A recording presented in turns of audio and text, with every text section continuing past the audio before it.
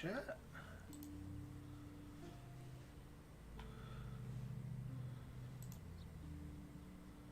Love you. Love you too. Alright, I think we should be live.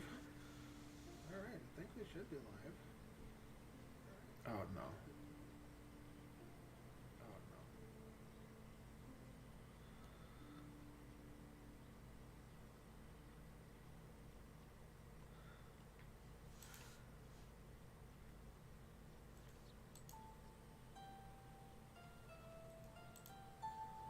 Alright. The echo is back. Of course it's back. Hello everybody, I'm working on fixing the echo. Hello everybody, I'm working on fixing the echo. Hello everybody, I'm working on fixing the echo. Oh no. Okay.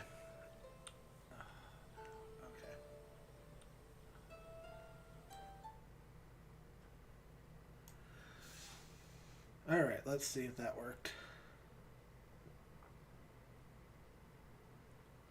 I think that was it. Cool. Does it sound good, guys? Testing 1, 2. No, it's going to have echo, I think.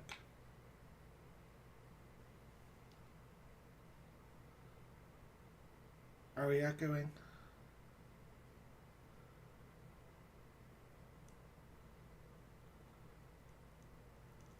So music is gone, but it sounds good. Okay.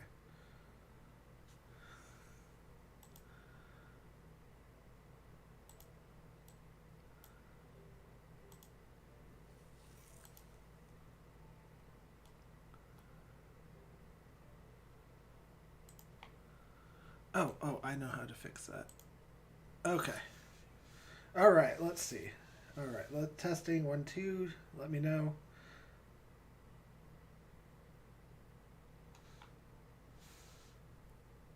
Are we good?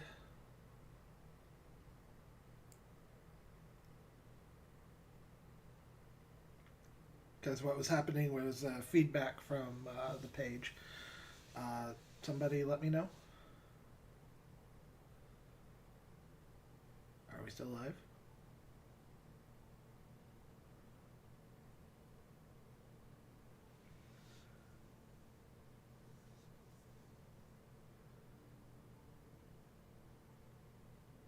No echo. Is there music? So no echo, but is there music? No music. Okay.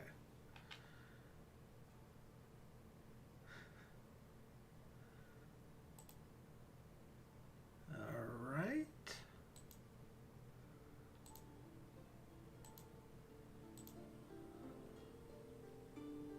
Okay, let me know now, guys.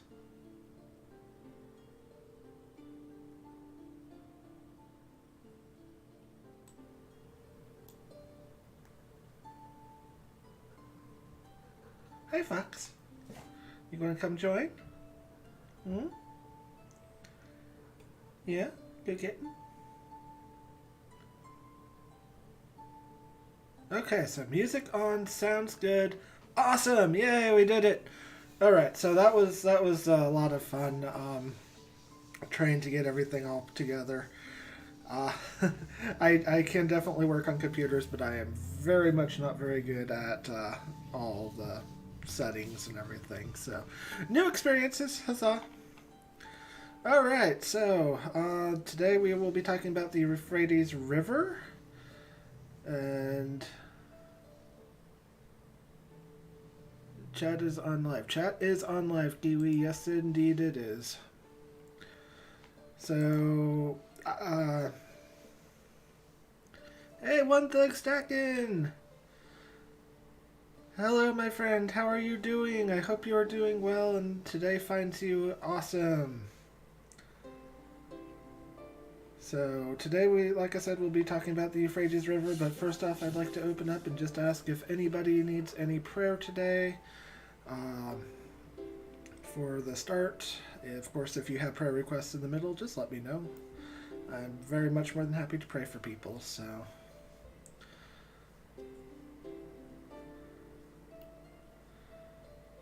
Welcome back, One Thug. Hope you're doing well today.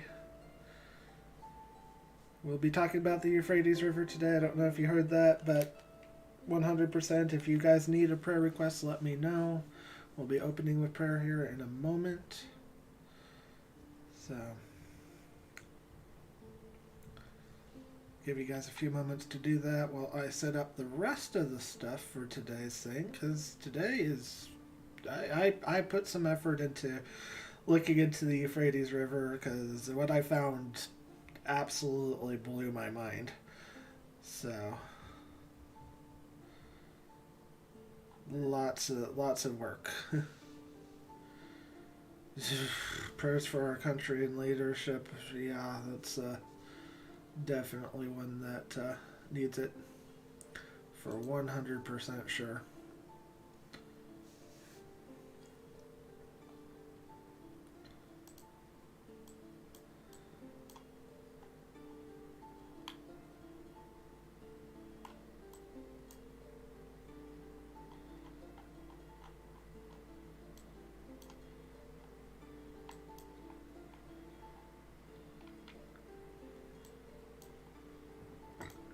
Okay. All right. Not seeing any other prayer requests, so I'm just going to go ahead and open up, other than the prayers for leaders. Oh, Kiwi, if you can you share this to Lori or Bratty Kid, just in case she is missed out on that. Anyway, so Father in heaven, I come to you today, and I just want to ask you to bless everybody in the audience, and I pray for our leadership in America right now, Father, that cooler heads will prevail, as there's so much stuff going on. You know that, and your will be done here. And thank you for everything, and just open up people's wisdom today, Father, and appreciate that. In the name of your Son, Yeshua Messiah, I pray. Amen. All right, guys. Okay, so none of my stuff is open. Right, I restarted the computer. All right.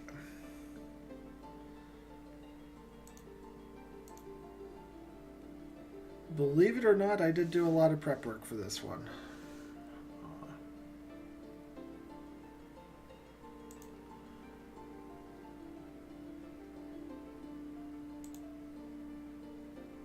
There we go. That's the one I need. That's the one I don't. All right. So Euphrates River. When I started going into Euphrates River, the first thing that I am going to start with is some verses in Scripture that is about the Euphrates River, namely in Revelation. Revelation chapter 9, verses 14, 15, 16, 17, 18, and 19. Alright, Kiwi. So, saying to the sixth messenger who had the trumpet, release the four messengers, those who have been found at the great rivers Euphrates. And the four messengers, those having been prepared for the hour and day and month and year, were released to kill a third of mankind. Also, guys, just as a note here, viewer discretion is advised today, as there will be some things that could be considered very scary to younger audiences. While we will maintain our family friendliness, this is certainly something that can be very terrifying. So, anyway, so continuing. When the numbers of army and horsemen was 200 million, and I heard a number of them. And this is how I saw the horses, in a vision, and those who sat on them, saying, having breastplates of fiery red and hyssop blue, sulfur yellow, and the heads of the horses were like the heads of lions, and out of their mouth came fire and smoke and sulfur. And a third of mankind was killed by these three plagues, by fire and smoke and the sulfur which came out of their mouths, and for the authority of the horses is in their mouth and their tails, for their tails are like serpents, having heads, and with them they do harm. Also, Revelation 16:12, and the sixth messenger poured out his bowl in the great Euphrates river, and its water was dried up in order to prepare the way from the sovereign of the east. So, this is the start point. As many people probably know, last year, hey, book, welcome on. So last year, we were saying that now in 2023, the Euphrates River began drying up. The picture that most people get when they see that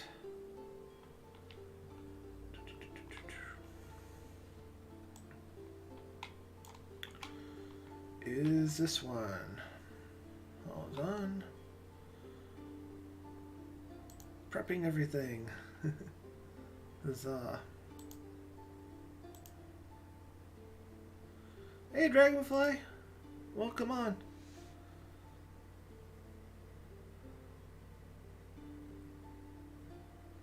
We are talking about Euphrates River today.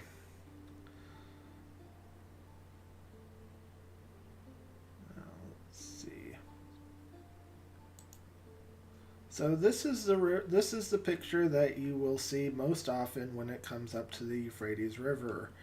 As you can see, this is the before. This is the after. Same spot. This is the Euphrates River. So basically it talks about it in scripture. I can actually go back over that real quick. Basically, in Revelation 16:12, it says, "And the sixth messenger pulled out his bowl of the great onto the great river Euphrates, and the water was dried up in order to prepare the way for the sovereigns of the king of the east." Also in Revelations 9:14, "For the sixth messenger who had a trumpet released the four messengers to those who had been bound at the great river Euphrates."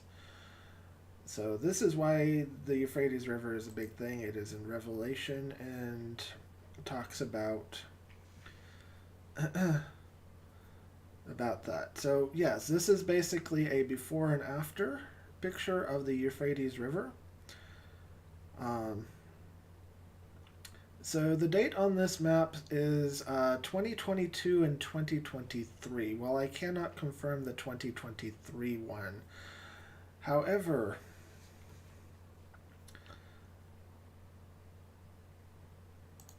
what I can do is confirm the 2022. This is 2022 on Google Earth.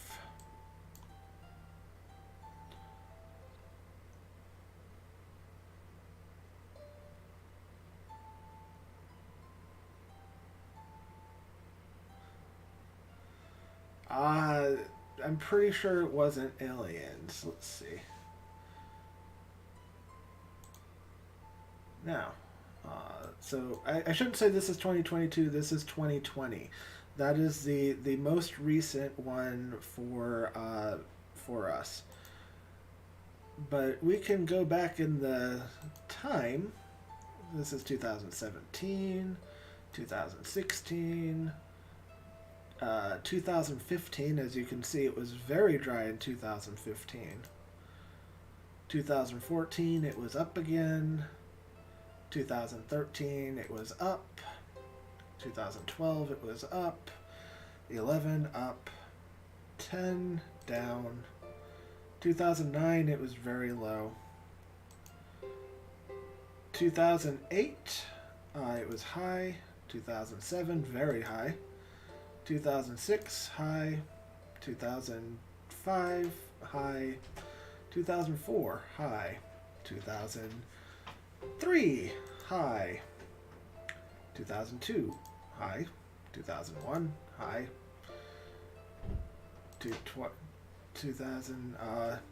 1999, going back here a little ways. 98, 97, 96, 95, 94, 93, 92, 91, 1990, 89. Gotta love Google Earth, it's so nice. However, we get back here into 85 and 84. So in 84, what you are seeing here is a man-made lake.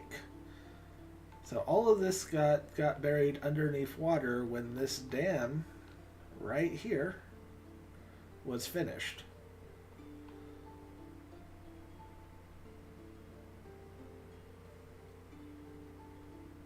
Alright, sounds good, Dragonfly. So, I absolutely love Google Earth because it gives you a much better picture, and as you can see, the river was much different at this time frame. This is just one point that they like to point out and say that the river is drying up because of this man-made lake here, so it creates this really interesting falsity of what you would expect. Because if you go, you can see that the dam was finished in 1985 and starts to fill, and by 86 it's pretty well filled. So it creates this whole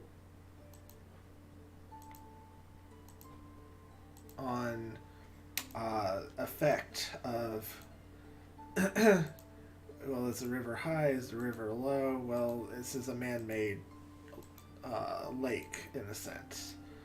So it's a really hard gauge to say, is the river drying up? As you can see, in 2009, it was actually very low at this point. Now, Euphrates River has a lot of things going on with it, and we'll get into some of those a little bit later. So this is 2020, and as you can see, it's definitely low at that point. Apparently it's gotten even lower, but once again, we are talking about a man-made lake with a dam that creates this sense of illusion, because essentially what you end up happening is you have that dam, and if you go up into it, you have another dam here, which creates another man-made lake. You go up even farther, and basically you find that the entirety of everything is all dammed off and able to create a false sense of, is it drying up or is it truly low? Because if you make it to where that you can't see the stream anymore, you know, if you close off all the dams and you hold water, well, what's going to happen to the rest of the river is it's going to fall. I know it's also been very low rainfall and stuff like that. So once again, did it really dry up, or is there just tensions going on over there that they've put a stop to it? So, some other interesting things about the Euphrates River. Why is it important? Well, obviously Scripture talks about the Euphrates River, and there are angels that are put there. There are a lot of different things coming out about the Euphrates River, of different types of things being seen.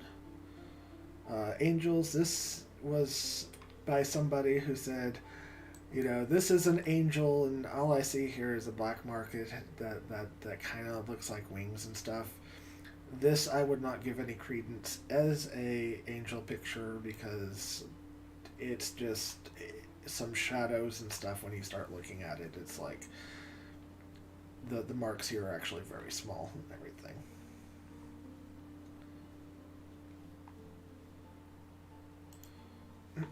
But the interesting thing is that when you start to see the river go down, is you start seeing a lot of tensions happen in Israel and Palestine, uh, Iraq, Iran, and Lebanon, and all these different countries over there. Well, this is a water source that feeds a lot of farms, and fisheries and everything else. So, what ends up happening to a country, to countries when the water source goes down? Well, you end up having a lot of contention between people. Which is why when you start looking at things like up in Germany, when the water went down, they found this rock underneath there, that literally had a date on it of when the water last got down to this level, and they named it basically the famine, famine stone, which basically means if the water goes down to this level, your farms ran out, your cattle died, your people basically would suffer on that end. So it basically creates this water is life for people. What most, if you don't have water and for 3 days, you go into dehydration and you start having hallucinations, and eventually you pass on if you don't drink enough. Absolutely love your new logo, One Thug.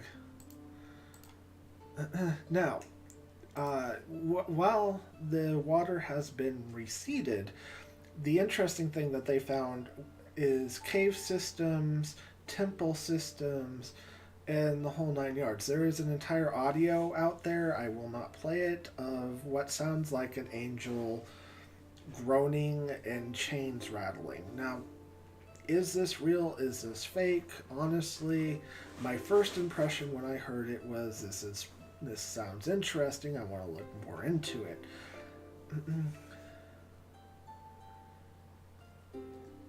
Yes, it has been to them low levels before. Absolutely, actually. So the angel sounds, and this is pretty easy. Just go onto YouTube and look up angel chains or angel sounds Euphrates River. You'll find it. And honestly, I say it's not real, and the main reason is because the person who was working the camera didn't do any investigation, didn't do anything to look into it. They were filming a cool cave, and they didn't really come back with anything on this. However, the other thing that is in the Euphrates River area is Gilgamesh. Now, Gilgamesh is pretty interesting. To be honest, I had never really studied all that much into Gilgamesh because it's like, okay, it's a cool story, whatever. never did any real big checkups on it. But Gilgamesh's tomb is in the Euphrates River. Now, I want to look more into this one, and for anybody who might have young ones around, this is a tomb scene, and there is a body in it. The body may be fake, may be real, I don't know. Once again, I have not seen this personally, but just as a warning to people, it is a historical tomb site, so this is not any type of freshness.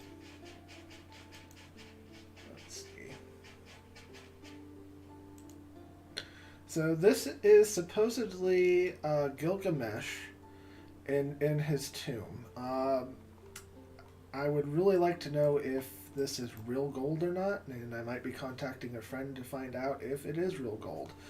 If this is Gilgamesh, then he is remarkably well preserved. And the interesting thing is that inside of the tomb there is some inscriptions in there of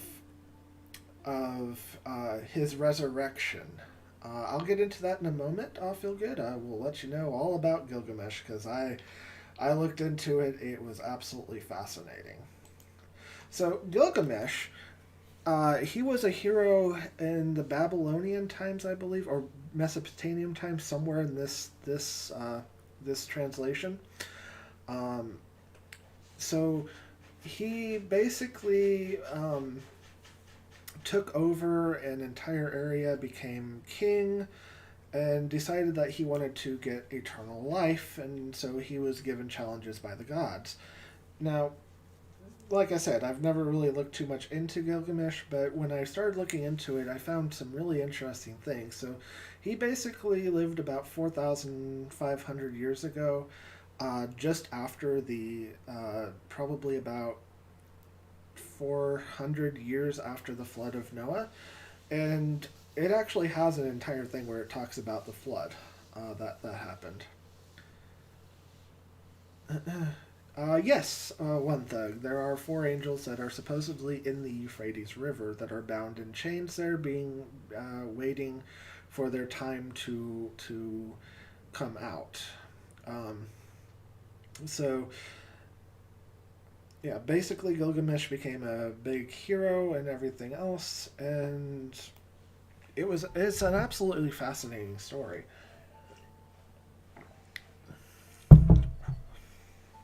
That is some strong tea. Um, let's see. Let me get my notes up here. Did I take? So the reality behind if this is Gilgamesh's tomb, one of the lore behind Gilgamesh is that when his tomb is uncovered, and that he has found that the entities that were sealed in with Gilgamesh's tomb would be released.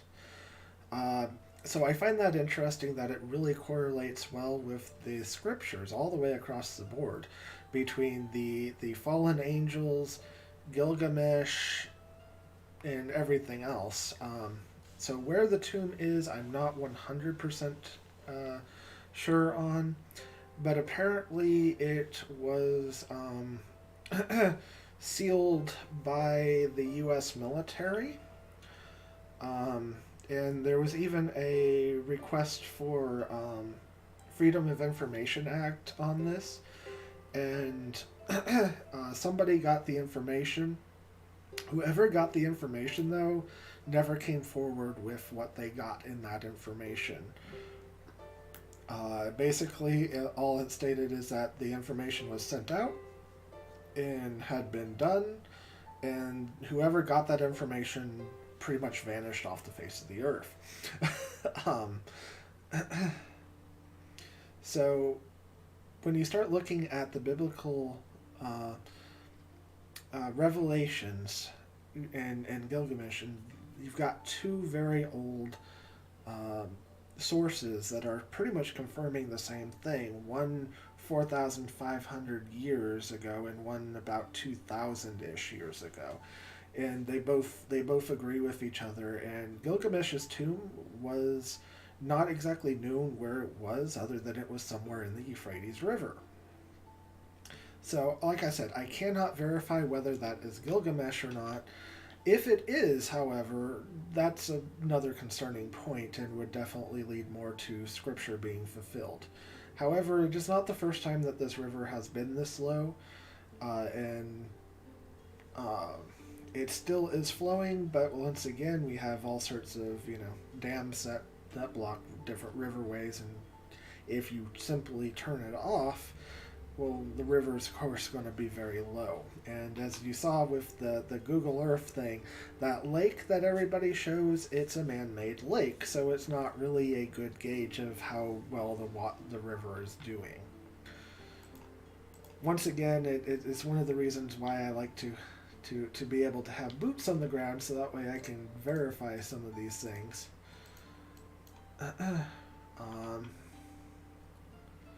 Alright, sounds good, One Thug. Let's see.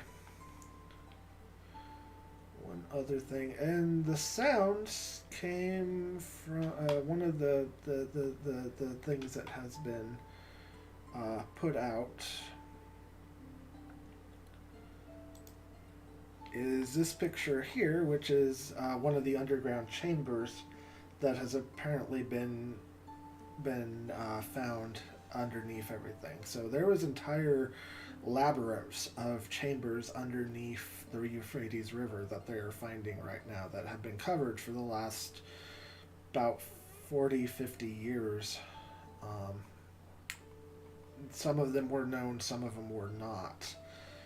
Unfortunately, a lot of information was lost after some of the building of the dams that covered up everything to where it made it a lot harder to find things. And when the water level gets low, archaeologists run in there to look at everything, and usually only have a matter of days before the dams get released, and you have water that fills up.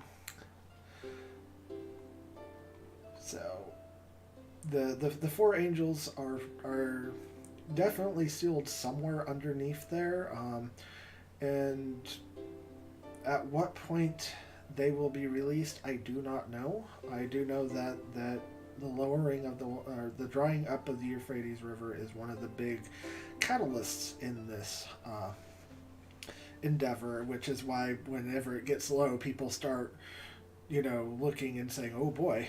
I think it's interesting that it seems like every time it gets low, there is a lot of trouble in the Middle East and everything.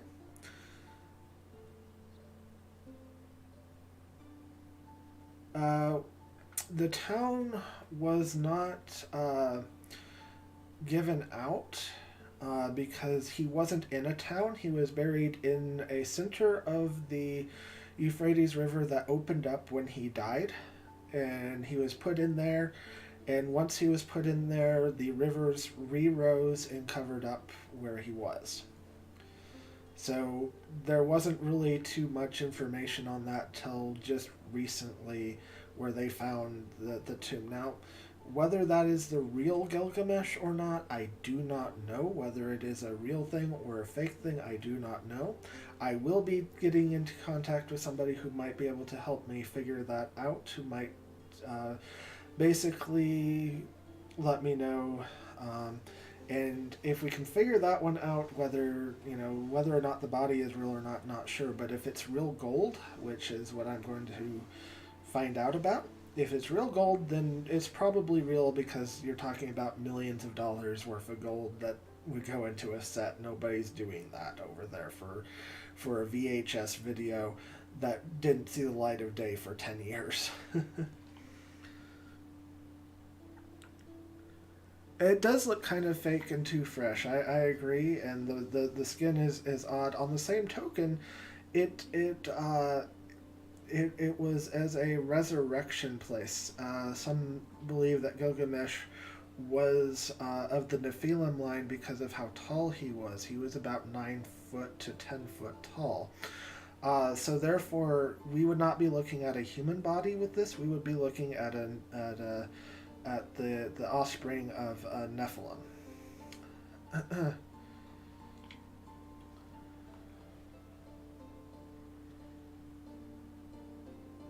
Yeah, real gold would be a very good test, because once again, nobody's going to spend $1 million on a set that that will never be seen for 10 years and have no purpose. It's like the crown is gold, the stuff around him is gold. Is gold color, is it real? If it's real, then it's probably true. What would a Nephilim body look like at this point after being dead for 4,000, or a son of a Nephilim's body? I have no idea, because I don't think I've seen one up close that has been real telling.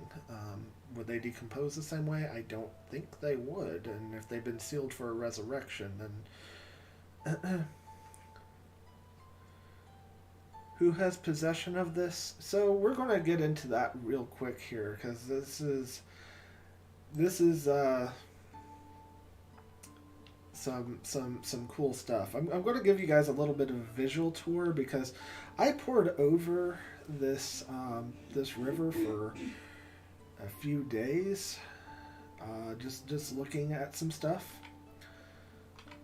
So we're going to switch it back over, and you're going to get a visual tour of the river. So down here, there's a kind of an odd mark zone. I don't know what this is underneath this lake. but it has this looks like a man-made structure here of some form.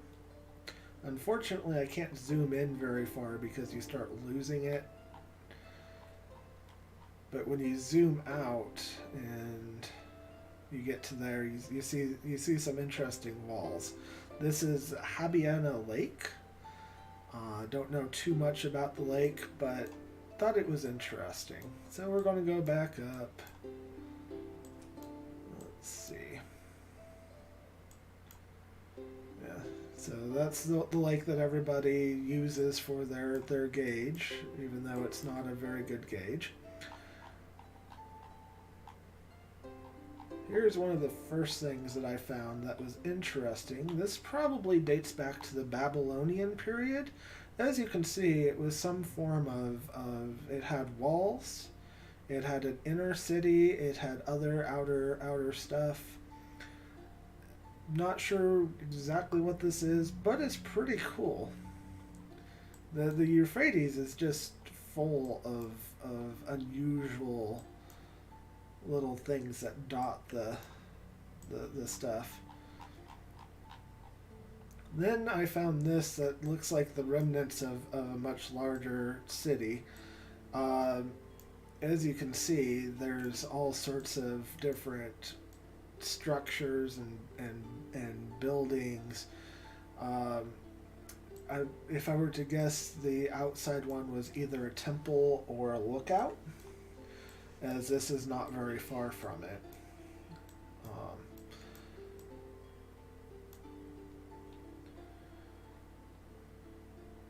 Yeah, this entire area, I'd absolutely love to go through and see everything that was in here and do some digging.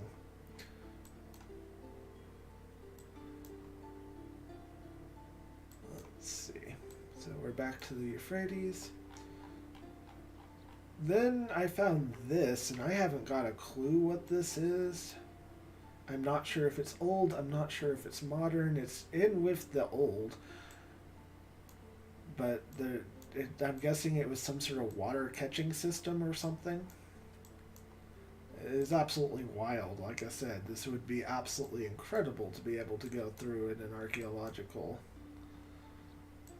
zone and take a look more on.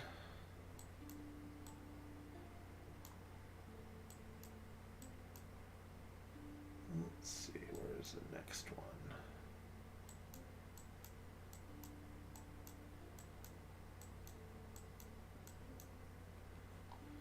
And just so that way people know, the Euphrates and the Ganzi River are both the same river. The Ganzi is just the headwaters. So I found this too, and once again, I have no idea what's going on here. I'm not sure these are old structures. They're all pretty uniform.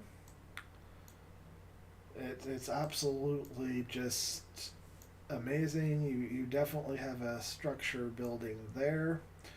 But what these were, what they were for, I do not know. I do know that they are kind of sunken in, so water catchment maybe. But they're all pretty well uniform, so they were probably some form of pool system. And you got stuff here that are definitely not created by erosion or anything. And as you can see, this is actually a very large area of different stuff. Let's see. So we'll get back down to the river.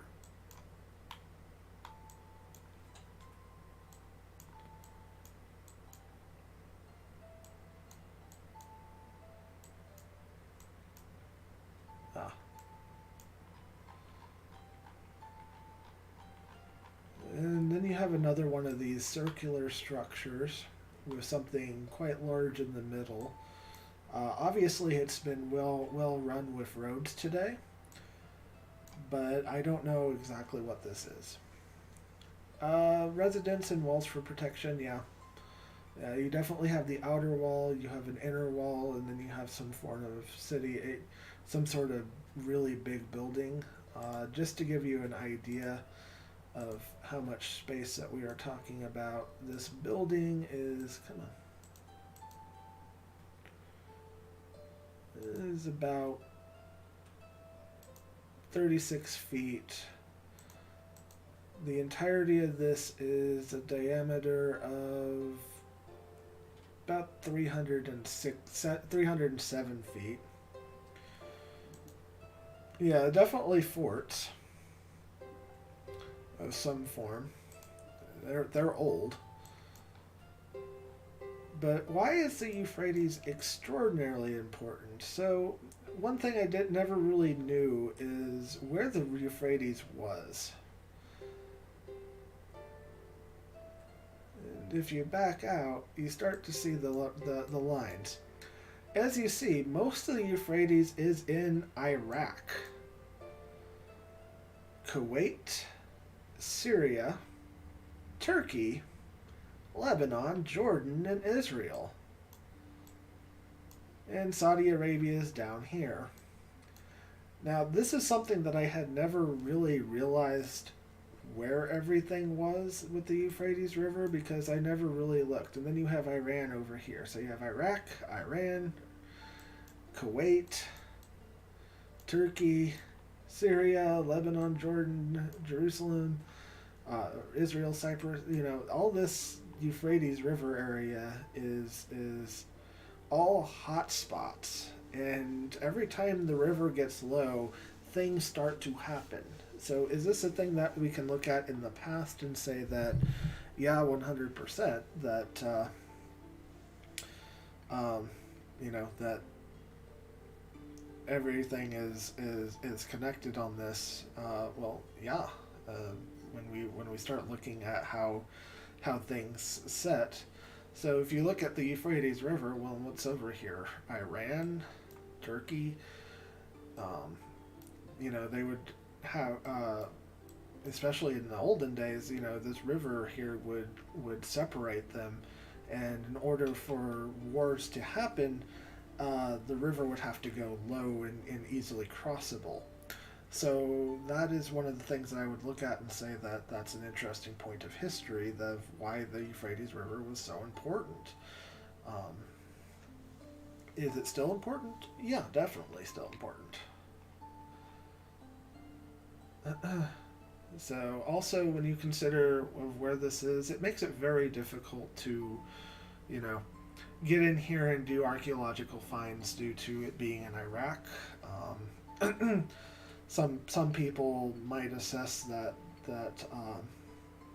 the Iraq War was also part about getting to some of the tombs and some of the angels and stuff to, you know, to study them. I've read reports on that. I don't know how factual they are, as I haven't been able to interview anybody who has actually been in here and looked at all this.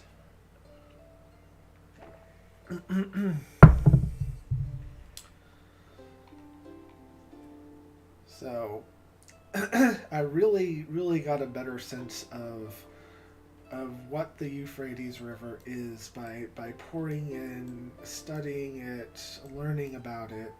You know, Babylon is somewhere in all this. I'm not exactly 100% sure where.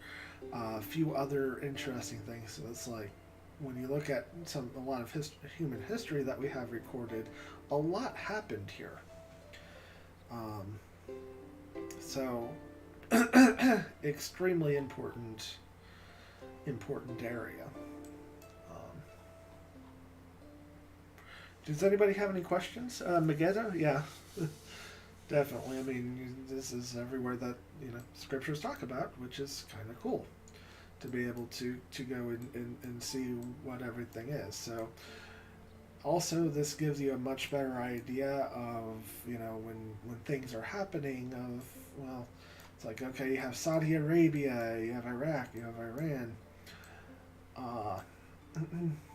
all these different things that are constantly being hotspots. Euphrates River kind of travels right in the middle of it, and, you know, creates its own little thing. I mean, when you go through the Euphrates River, it's Pretty awesome. Also, all this area here is agricultural area, which is watered by the Euphrates River, a lot of it. So when the Euphrates River goes down, you lose a lot of agriculture. Yep, Megiddo means, yep. Sounds like I need a drink, yeah. Fair enough.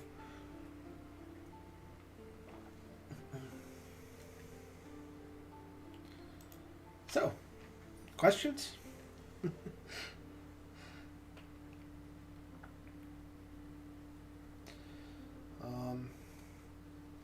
So are there angels underneath? Are there fallen angels underneath the Euphrates River? Yes, I believe that there 100% are. It would make sense for them to be there. It would definitely be a place that they could definitely come from.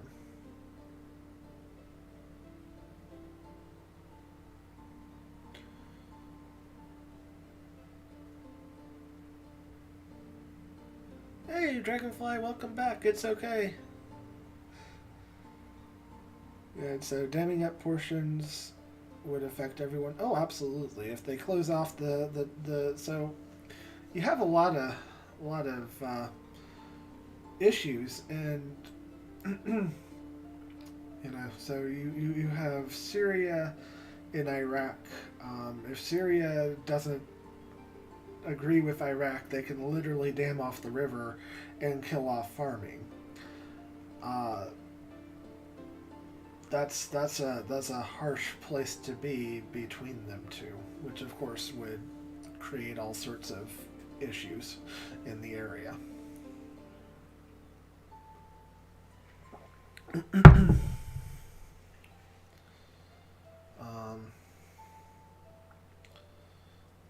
So when I did more research into it, do I believe that the reports that we got of the river being low and almost out and everything was fake? No, the river definitely went down. Once again, dams holding up water, the rivers dry out. That's just how that works. Euphrates is in Genesis. Yes, it is. Yes, it is.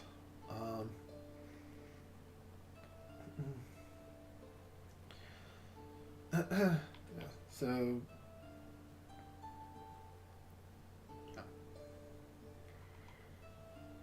and how are you doing today, Dragonfly? Are you recovering well? I hope you're recovering well. So any questions, guys? I spent almost 3.5 hours looking all this stuff up and learning everything, and well, actually more. 3.5 hours in one day. I spent about 8 hours doing some deep, intensive research into it to find out what's going on here, because it's easy to watch a few YouTube videos and be like, oh, well, that sounds interesting. It's another thing to actually do my best to get... Oh, you have a question. Awesome. Let's go for it.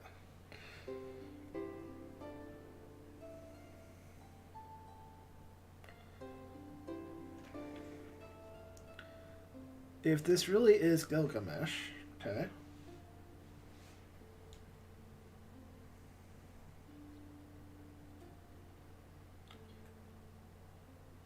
Could they clone him? Yes, they could, feel good. Absolutely, they could clone him. So one thing that most people don't know is we have our public side research that is open to public. We also have the not public side research that is not open to public. The non-public research that we have into genetics and cloning and everything goes a lot farther than what we see now. Could they clone him? Yes, they could. If this is Gilgamesh and if that is his true body, I believe that they could actually revive him. But...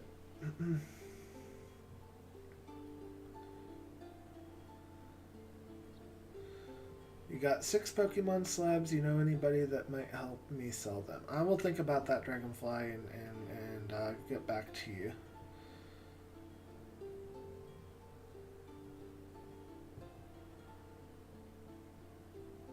got to get the kids stuff for school and get some stuff for school supplies. All right. You might get in contact with Broly. He would probably have some good ideas for you. Either that, or if you can get in contact with DPM, he sometimes buys a lot of stuff for giveaways and stuff like that. So those would be the first two that I would go to and check with them. So anyway, so using his DNA, could they clone him? The answer is yes. The cloning that we have going is much higher than we would know in public. They are doing a lot of experiments. They are doing a lot of chimera experiments, which is mixing human-animal DNA and getting some pretty wild results with helps of either Nephilim or aliens. I'm not sure which, as I have not really got into. I have not spoken to them directly, and unfortunately, it is really hard to know the difference. As but if you wanted to know the differences, I could definitely spend some time going into the difference of them. But yes, they could end up cloning him, or they could even revive him as a son of a Nephilim, if he truly is one, would be much different than the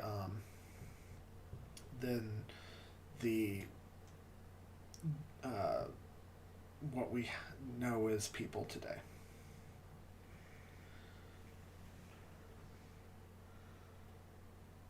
Yeah.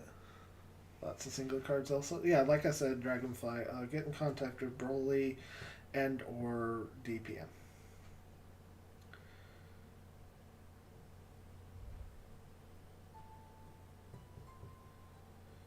Nimrod's mummy was found in a tomb in Babylon, and I think this is happening. Yeah, so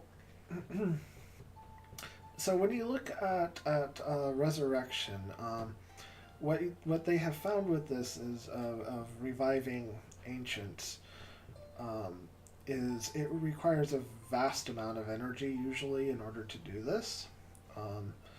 Like immense amounts, which is why you often see that with the like the CERN collider. It's got so much power going through there that literally it uses up as much power as I think 2/3 of the USA in one 14 square mile area. It is absolutely insane what they are doing there. They are using more energy there than it's insane. So what ends up happening with this is when you focus it into colliding particles and stuff, and for science, you create a lot of other backlash energy. The energy then goes out and into things around it. Well, one of the ideals is that if you produce enough energy, is you can either open portals or you can change the natural order of things. Part of that I would be looking at and saying that what they are doing is when you see a lot of like Mandela effects, I believe that is CERN doing its thing and creating minor time dilations, and when you focus energy out, you can potentially change a few different things. I'm not sure if Shiva is another name for Nimrod, as Shiva is Indian and Nimrod is Babylonian. So they're not exactly the same thing. Shiva is the god of chaos and destruction in India, and Nimrod was a king from the stars in Babylonian, I believe.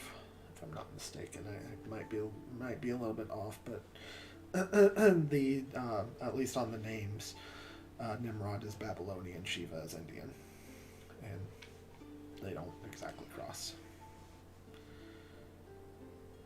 Hindu's version. a little bit different. But yeah. So. But yeah, so CERN, they are working on a lot of different things, including tearing the veil in half. If they tear the veil in half, guys, you'll be seeing things that are just absolutely unbelievable. That's not the topic today, but it's probably one of the scarier outcomes for us. The other outcomes that Stephen Hawking is warning about is creating mini black holes and it, absolutely just destroying everything. The ideal is that a mini black hole, when they create it, is hoping that it closes before it does any damage, but if you get one that actually takes effect and starts, it would pull apart the planet in a mere minutes. So what do I think is happening presently with the Euphrates River? So the water levels are unquestionably down. It's sort of like the Colorado River, and I think it's the Eisenhower Dam. I think Hoover Dam.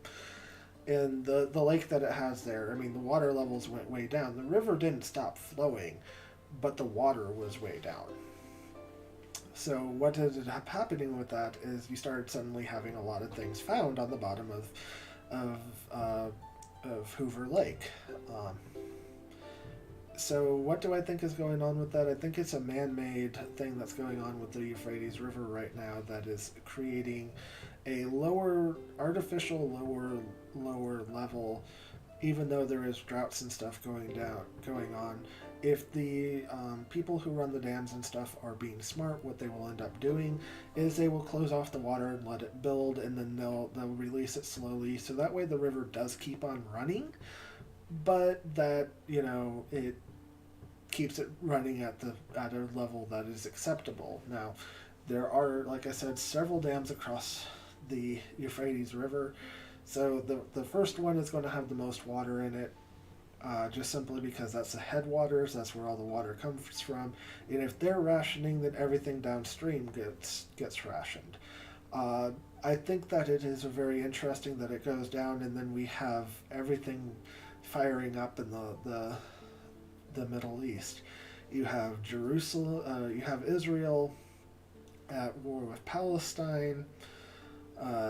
You have Iraq wanting to get in it, the Houthis getting in on it. You have all sorts of stuff going on, all within this area that's creating this absolutely World War III scenario. So, do I think it's connected? Probably.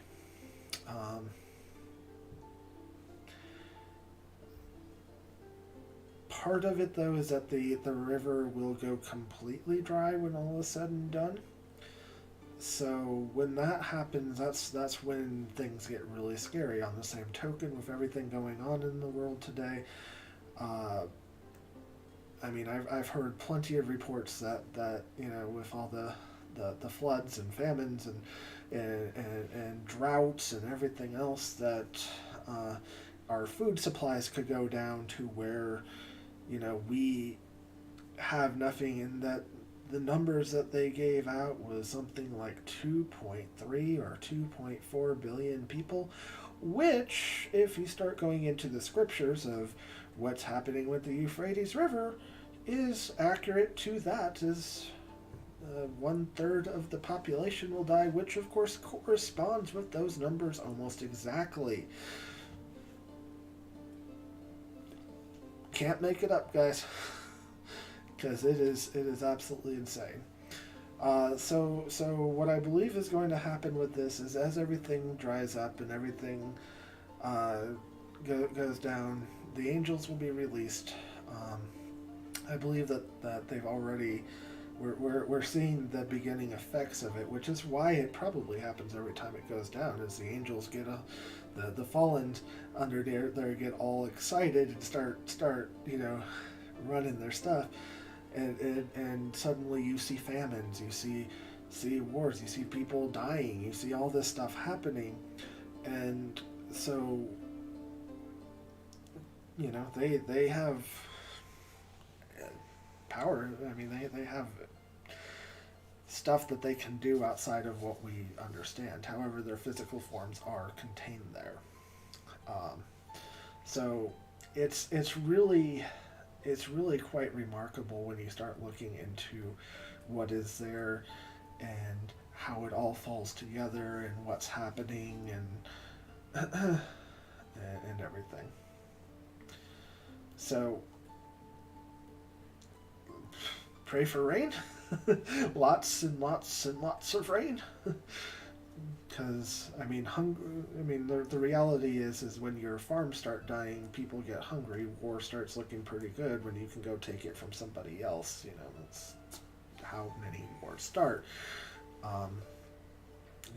Because you start looking outside of what you have.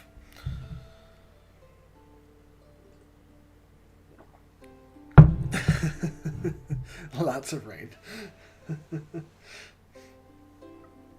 Ends the droughts, brings up the river, releases tensions to a certain degree.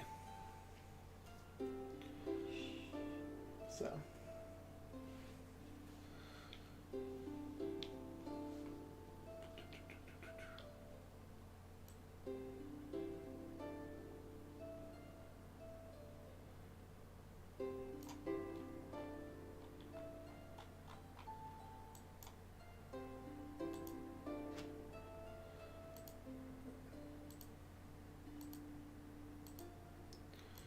It's like, again, in 2001,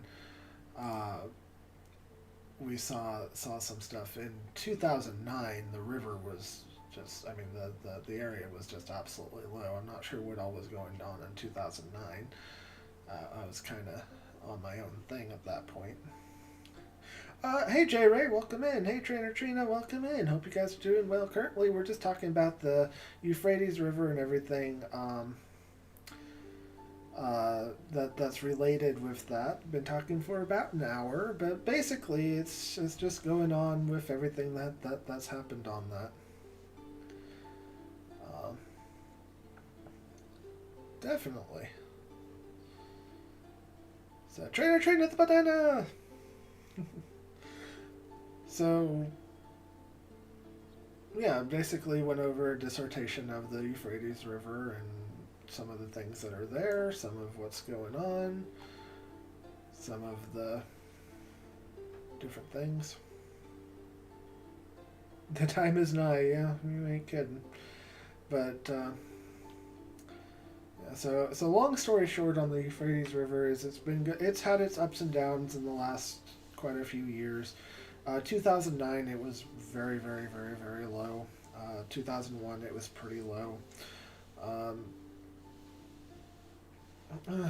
In 1985, the place that they show, once again, it didn't have a dam there, so what you see a lot of is man-made lakes. There are many other events that will take place simultaneously, and we're seeing some. Quite possible. I'll feel good. So, do we have any other questions about Euphrates River? About Gilgamesh? About the angels there?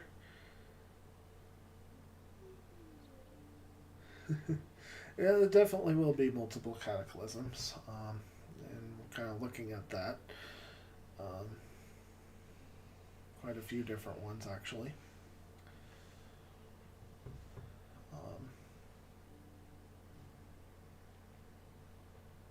I'm going to take a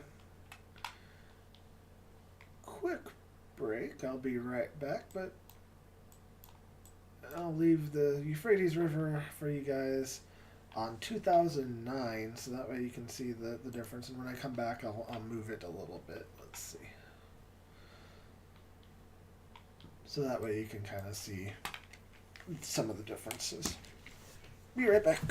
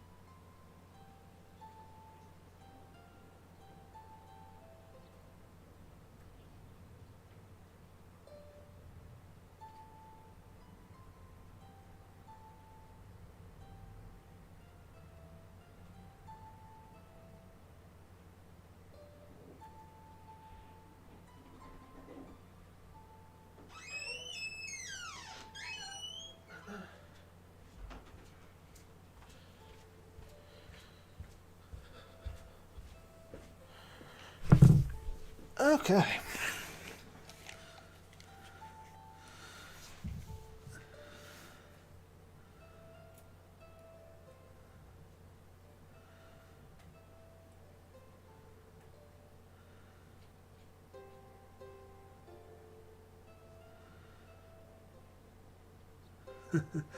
All right, so we've had the solar flares recently that split the polar vortex, causing the weird weather and earthquakes, showers from protons from it, and oddly enough, earthquakes that slow or speed the Earth's rotation by changing the hours in the day.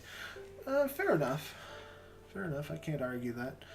So that was 2009, which seems to be one of the lowest years. If you go back to 1984, as you can see, there was no dam there yet. It's still under construction, so no lake. If we go up to 2020, as you see, the new dam is there. Full lake. That's a little bit low, but not in comparison to 2009. Once again, 2013, absolutely full as can be. 2015, low again. So it goes up and down. Let's see. So solar flares. The solar flares are definitely interesting. That can cause a lot of different issues with electronics and everything on the planet, as well as making it to where it is really hard to get frequencies and everything, because it scrambles everything. The polar vortex causing the weird weather. Well, yeah. Yeah. Earthquakes that can, yeah. So yeah, definitely there's been some earthquakes that have caused some shifts and everything.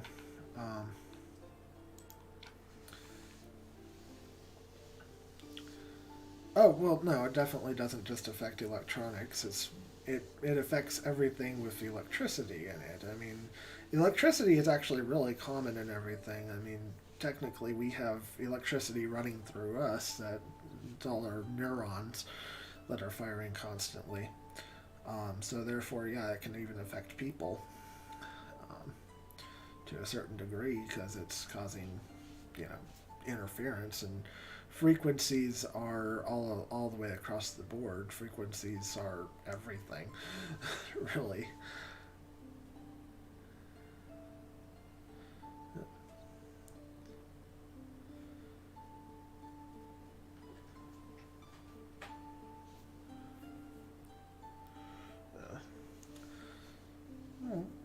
It's because when you start messing with the frequencies on things, okay, so frequencies are really fascinating on that end.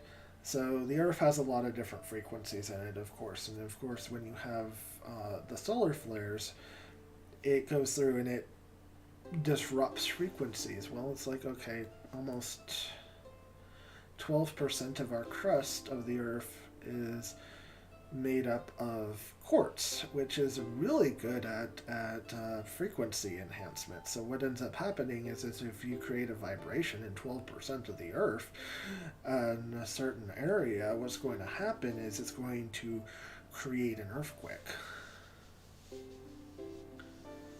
I'm starting to feel hungry. Not too terribly, Kiwi. I mean, if you want to make something, I'm definitely not against it. We are just frequencies. All things are frequencies vibrating at different patterns that create what we perceive like the harmony of a choir. J-Ray, yeah.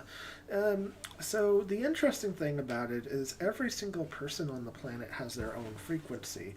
When you get into scripture and it says that we have been numbered, the interesting thing is everybody has their own unique frequency, every single person on Earth. So therefore, when they say that, they didn't know that at the time, but at least it wasn't in science 4,000 years ago. But on the cutting edge of science, absolutely, we can track into people based on frequencies. It's absolutely incredible. Might be saying a little bit too much there, but hey, oh well. So what ends up happening is that when everybody sees that when you start understanding that everybody has their own frequencies, you start seeing that everything can line up, and I got to play in some experimental research on that to see to play hide and go seek and see how it works. So snowflakes, no two are like, actually not entirely accurate on that. Feel good. Snowflakes definitely do have some repeating, but not enough to, I mean, basically it's like 1 in a billion snowflakes will be alike. But yeah, so got to play hide and go seek in the woods. Basically, I had about 8 miles that I could play in, and I went and hid. Bigfoot hide and go seek winner. Good shirt for this.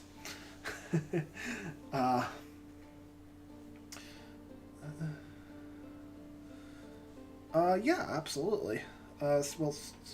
Water is affected by sound, so therefore snowflakes would also be affected by it. Basically, the more sound and frequencies you put into it, the way that it changes it immensely. It's pretty awesome to see underneath a microscope and stuff. Japan did some absolutely amazing studies on that. So anyway, I had 8 miles of woods to play in, and I could go anywhere I wanted in the woods, no limitation, as long as I was within that 8-mile period.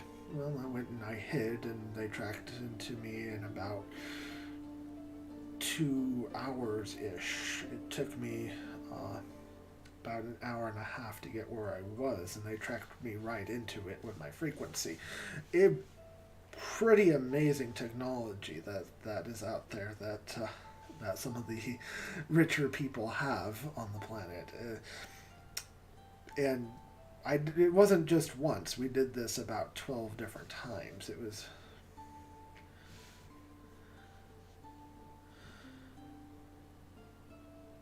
If your intent is harmonics, the snowflakes appear crystalline, but if the... Yeah, absolutely. Anger and happiness... It does this to not just water, but it also works with plants and some other things.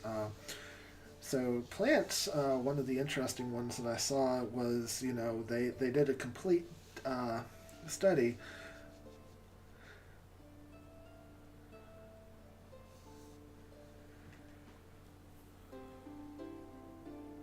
Hatred distorts everything. It definitely can.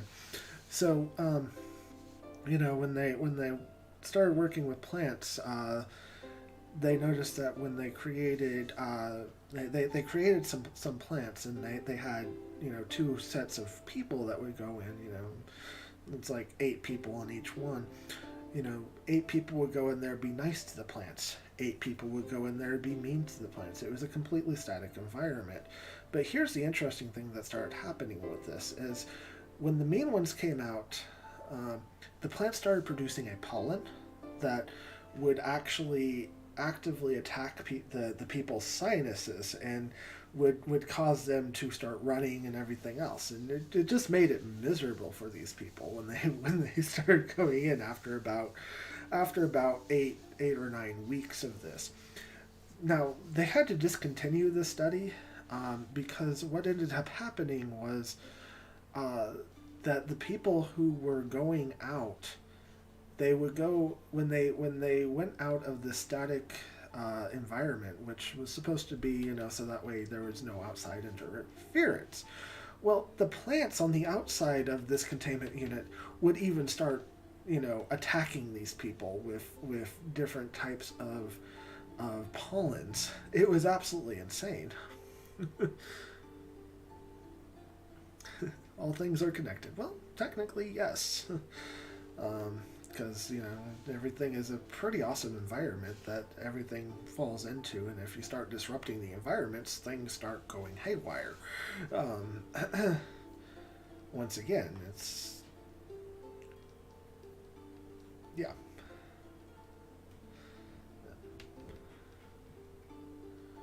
Yeah, the pheromones were alerting the other plants, and it was alerting them upwards of 2 miles away from the facility. Um, but we do actually see this in nature, even when you get into Africa and the Acacia trees, I believe, that the giraffes eat. The giraffes can only eat from them for about 10 minutes before the plant goes into it, curls up its leaves, and starts putting uh, toxin in their thorns to keep the giraffes away. But the interesting thing that they found is that up to 20 miles away, other of the Acacia trees, I believe it's Acacia trees, are doing the exact same thing. As they tighten up their defenses and prepare. Yeah, the happening. Yeah, definitely. Uh, so it was absolutely a fascinating thing. So it has basis in many different plants that you watch, and so always be nice to your plants, guys. They're living things, so be nice. Try to water them and keep them happy. It's like some farmers found that if they started playing classical music out in their fields, that it would actually help um, the plants grow better. Well, giraffes need to eat too. But it also makes it to where that the giraffes can't just strip the leaves completely bare, and makes it so that way the trees still live and the giraffes get to eat.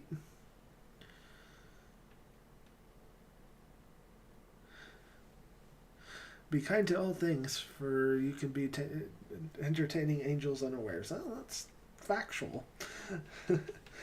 Definitely you could be, because you have a lot of different stuff along that lines for the angels. Because well, there's a lot of different stories about that. Giraffes are usually trimmers. I guess that's one way to look at it.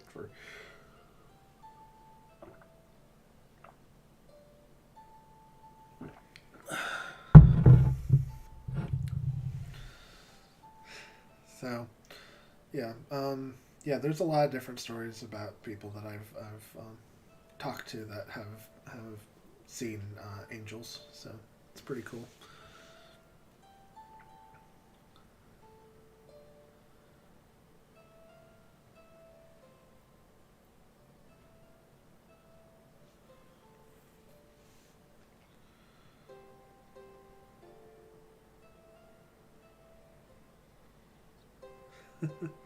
Spiritual matter displaces not physical matter, therefore all of heaven could be resting on the tip of a pin beside you watching. I mean, I guess that's fair enough. I'm not going to argue that point too terribly much.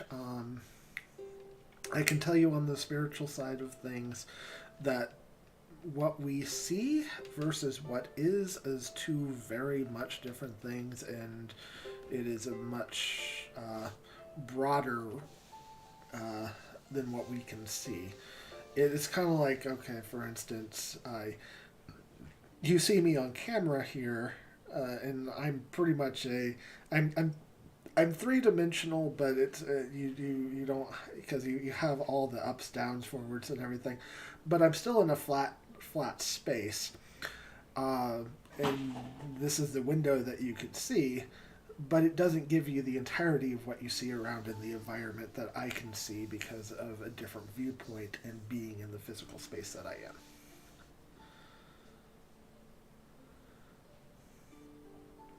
Probably is we only perceive about 15% of reality. Actually, I would say that we only perceive about 1.5%. I'll feel good. Um,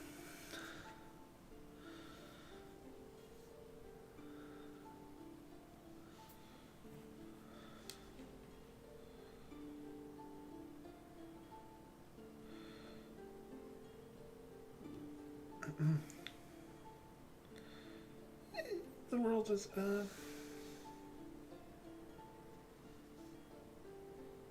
yeah, so our reality is a shadow of the real reality. Yes.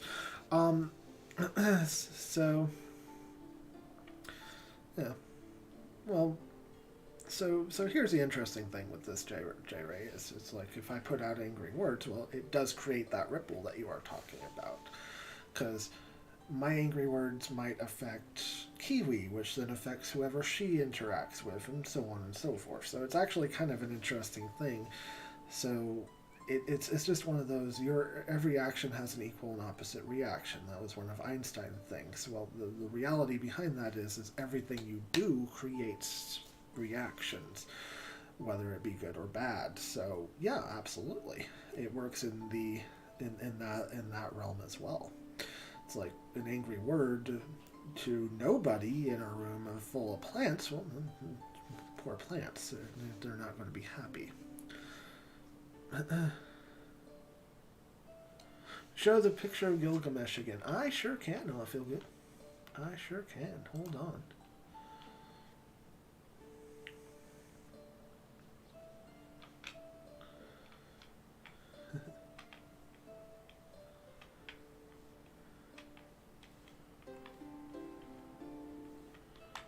There we go. All right, here you go. I have some other ones too. If you would like them, I can definitely bring them up.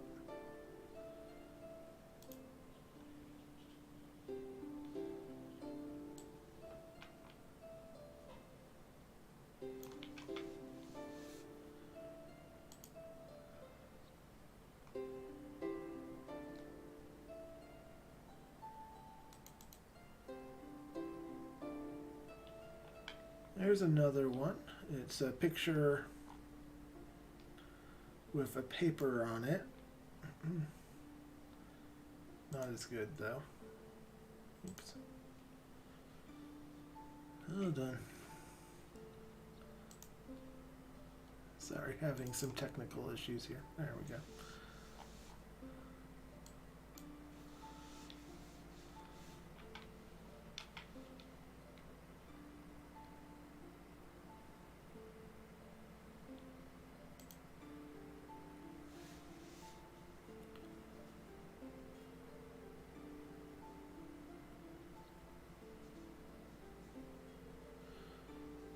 Well, yeah, yeah, so, yeah, so prayer is extraordinarily important. I agree with this, Jay Ray.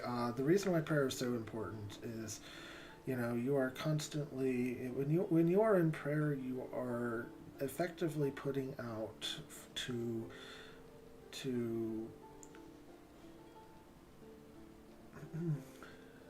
to change everything around you. So prayer is so extraordinarily powerful that it's a shame that we don't do more on that.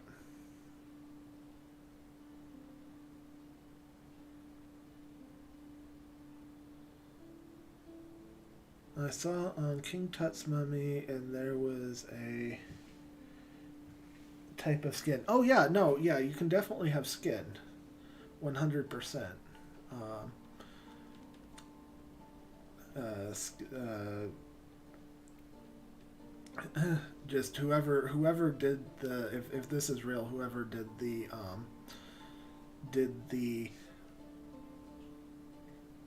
uh, preservation of it did something just absolutely amazing. Oh, like that! I did not know that King Tut's mummy looks like this one. I know that I've seen the ones with hair and stuff, so that wasn't too surprising. But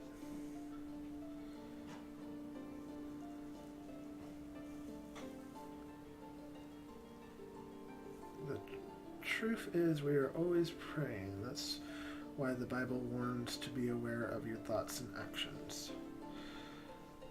Um,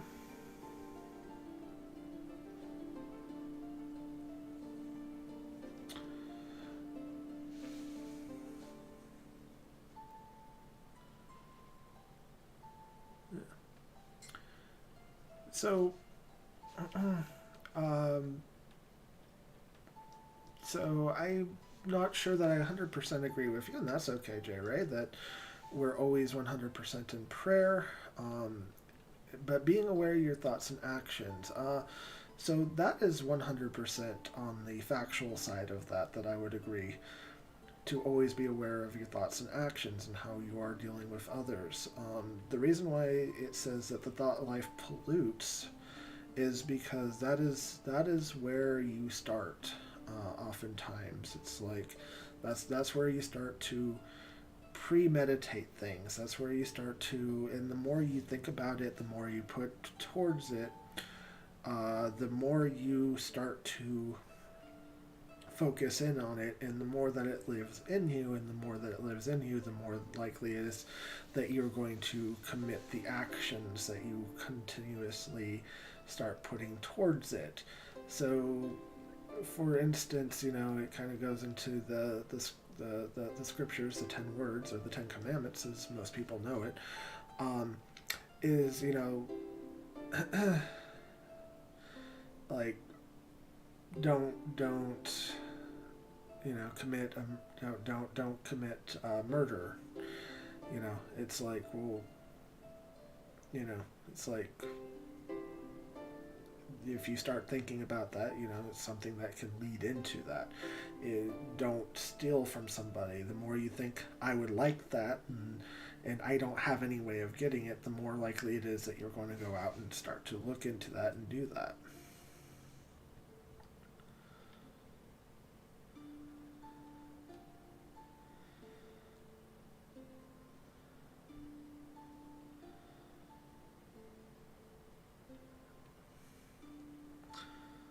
All things, words, actions, thoughts are all prayers, and the intent decides if the prayer is positive or negative in charge.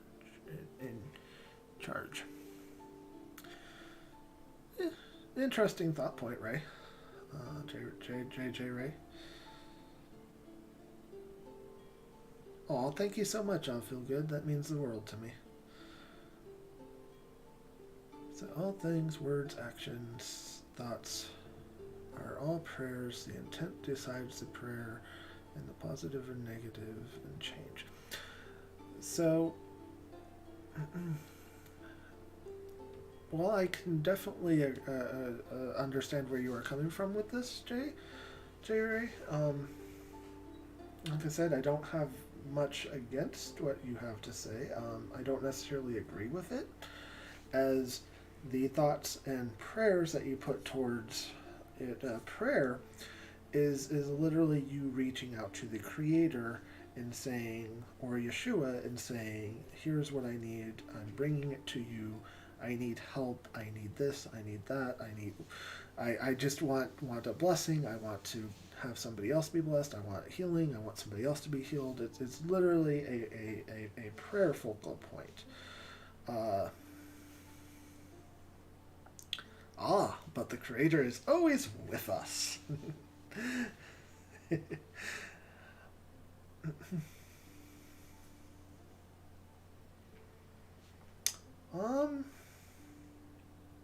So, Creator is always with us.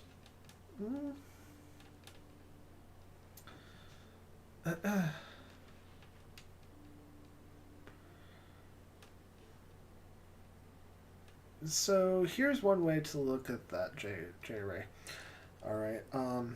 I don't know if you have kids or fur babies or anything. It's like, okay, for instance, I'm usually at the house at home. So, I have fur babies. We have 2 kitties. So when I might always be here around them, or at least most of the time, not like constantly. I'm not at home all the time, but I'm here a lot of the time. So what ends up happening is,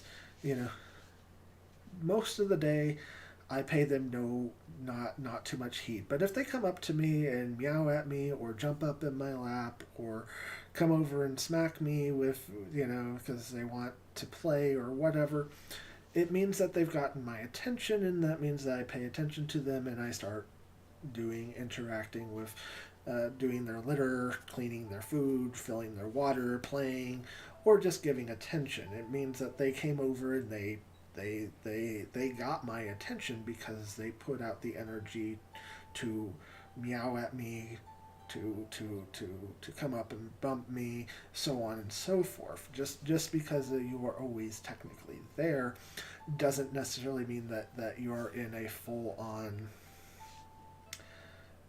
prayer. Is basically you going and saying, hey, here's what's going on, pay attention to me.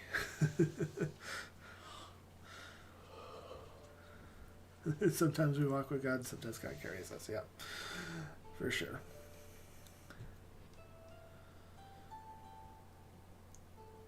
So the reality is when you start looking into some scripture things, it's like, well, Elisha at one time felt very dejected to where he ran away and said, you've forgotten me, and nothing is working out. And it's like, well, there are still 7,000, I think. I don't remember the exact number. I apologize. 7,000 people who are with you on this one.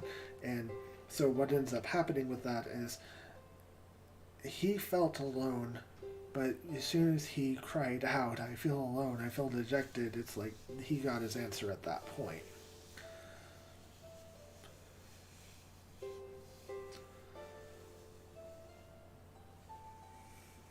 Well, I never said he didn't have any limitations. I'm just saying that he's also put it to us to pray. He put it to us to call out. He put it in us to make ourselves known and to be in that communication. It doesn't mean that he doesn't know exactly what's going on at all times. On the same token, though, it's one of those, you have to reach out in order to have that. Now, on the same token, it doesn't mean that things don't happen all the time, regardless of whether you have prayed or not.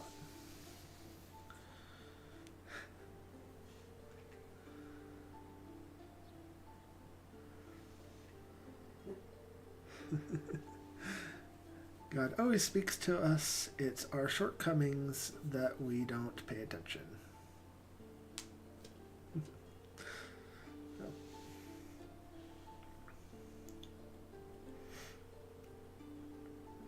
So I definitely do respect what you have to say, J. Ray, and I'm not going to like. Do you need another drink? Yes, please. Thank you, Book. Till then, this is just plain water. I'm good. Thank you, though. So, yeah, it's legitimately one of those. We have been given the ability to call out and to make known our stuff, and I find it ironic with that, though, is that usually you see the most power that is put towards it, and things start to happen when you actually put the prayer in.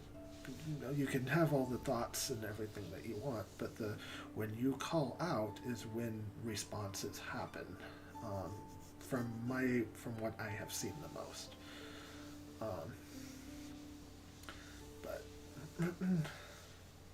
But I definitely respect your ideal on that. So, which reminds me, if anybody has any prayers requests, please let me know. I am more than happy to do that. Can you put 2 sugars in? Mm-hmm. Thank you. Have some delicious coconut sugar for my tea. It's absolutely delicious and good for you too. Coconut, yes. Anyway.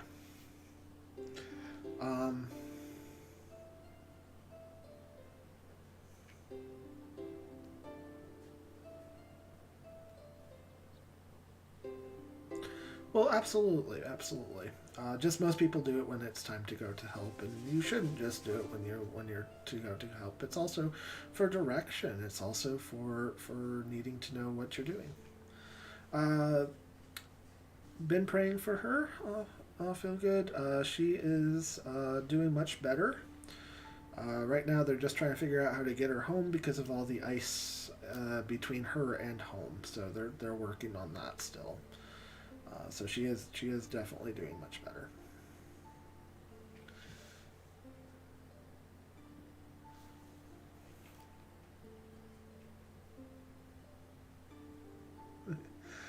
Well, we all fall short, and we're in a fallen world, J. Ray. Unfortunately, that means that we were all born into a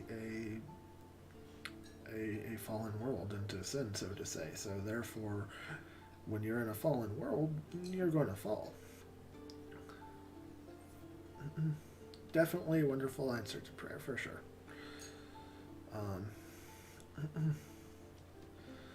So thankfully, there's nowhere that says that you have to be perfect in order to, to be saved, because otherwise nobody would, and that's why Yeshua came and did what he did, is so that way we would be able to be washed in his blood.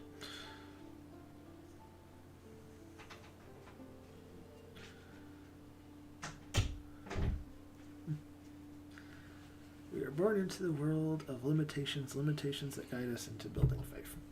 Oh, thank you. Mm-hmm. So, yeah, absolutely. It is one of the things that,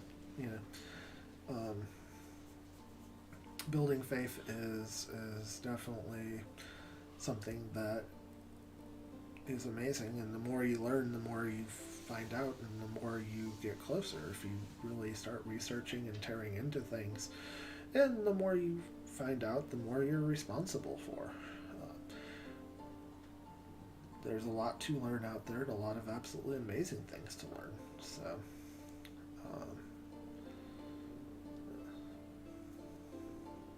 absolutely, 100%. I need to let that go just a bit. So, and I am having an enjoyment with JJ Ray for this conversation that we're having. It's absolutely awesome.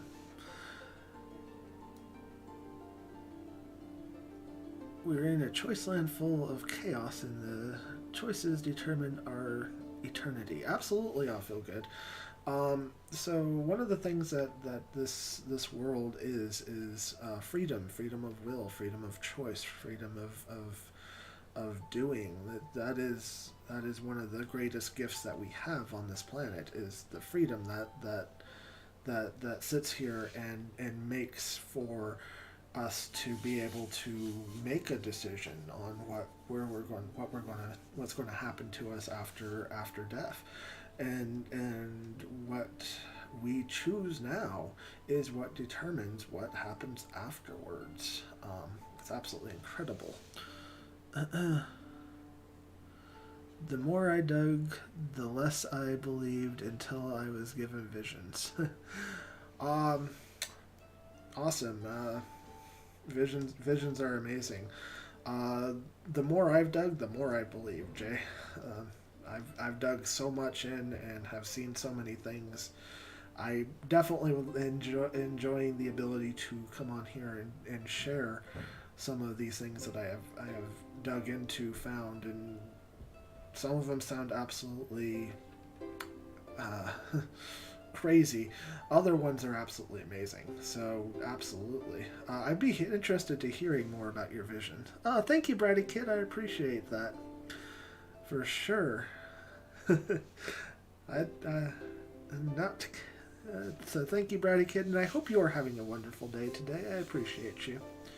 I firmly believe that all-knowing, loving Creator will not let His entire creation fall. I believe His entire plan is to save all through this tool of experience.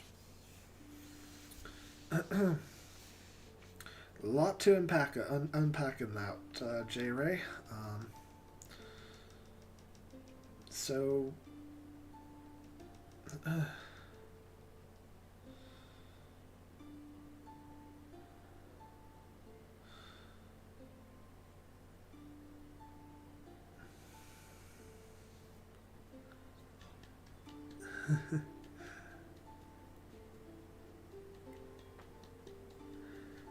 so here's the thing, J-Ray, is that we'll probably do another full video on this at some point. But your decisions right now is what determines after you pass. The reason why this is your soul is in basically your greatest thing that you own, and is you, is something that many different things are fighting for, whether that be Yeshua, demons, other entities.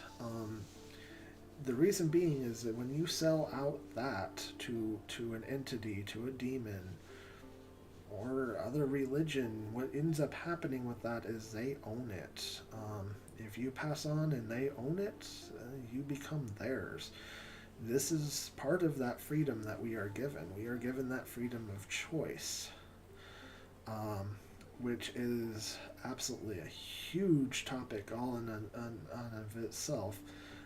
But long story short, your decisions determines where you will end up.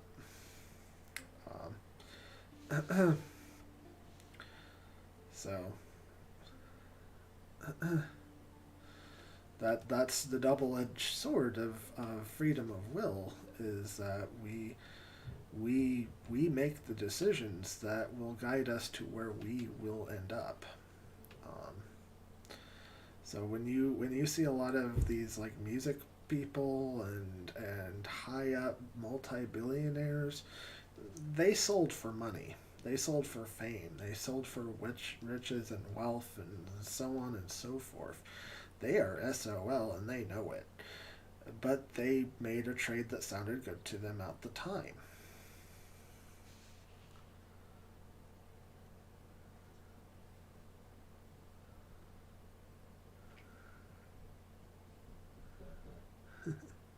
The illusion of choice, actually. Yes, we have free will, but God saw all eventualities before creation were guided.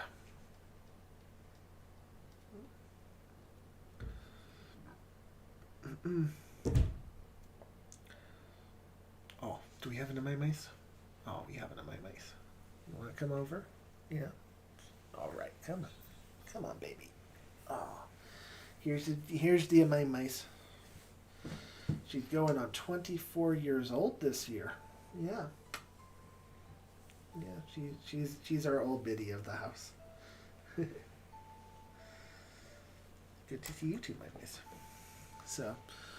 So is it the illusion of choice? Not really, JJ Ray. While everything is in a way predestined, 100% agree on this. But the freedom of choice, he does know what we are going to choose. However, we still have that option.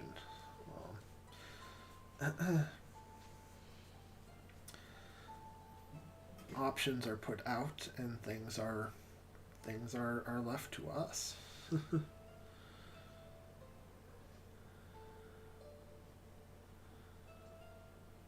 So the rich man who didn't give the poor man even a crumb, what did Yeshua say to him? I don't remember off the top of my... Yeah, he died. He basically to Abraham, and as I recall, it was you had I believe that was his choices, and he even asked to have Lazarus sent down, and it's like no. Yeah, he was separated. Yeah, his choices. It's like, okay, the guy who met Yeshua, and Yeshua said, give away all your wealth and follow me. The guy walked away. Who was this guy? He wasn't recorded in history. So except for that instance, had he chosen to go and give away everything and follow him, that would have changed everything for that guy. I know that I had the option at one point to make a decision to own absolutely anything and everything I wanted, if I had just simply made the choice to go away from my beliefs. I didn't. I can tell you money has been struggling every single time I turn around, which is okay. It's temporary, but it's still been a lot of hardships.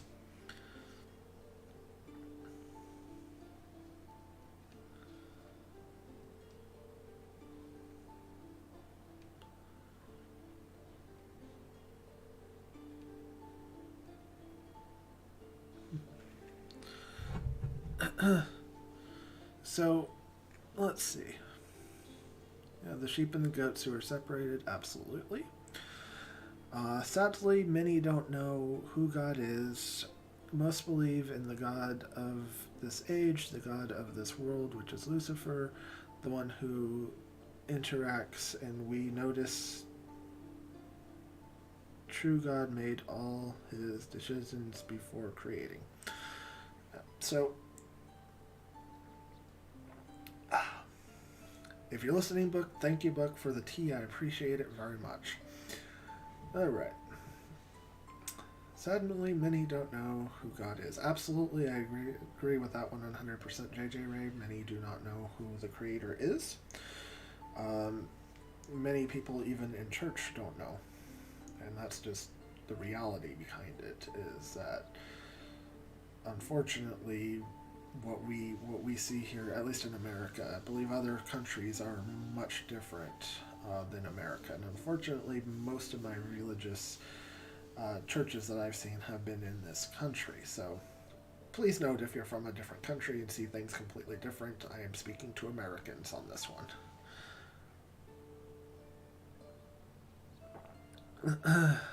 And the God of this world, which is Lucifer, the one who interacts. So Lucifer definitely is one portion of that. He definitely has a lot of power and influences. He makes deals all the time. Most of the people that get into power are because they made deals with him one way or the other. So, agree with that.